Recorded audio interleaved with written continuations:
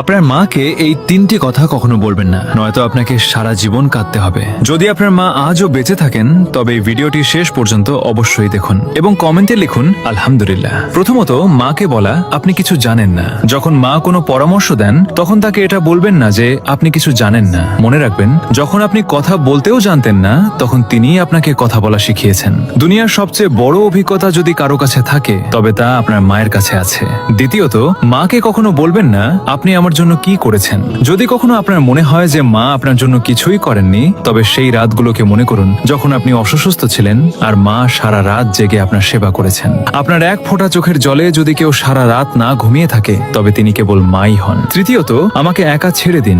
রাগের মাথায় মাকে কখনো বলবেন না আমাকে একা ছেড়ে দিন, কারণ একদিন তিনি সত্যিই আপনাকে চিরদিনের জন্য একা ছেড়ে চলে যাবেন। তখন আপনি চাইবেন কেবল একবার তার সাথে কথা বলতে, কিন্তু তখন অনেক দেরি হয়ে যাবে। যদি আপনার মা বেঁচে থাকেন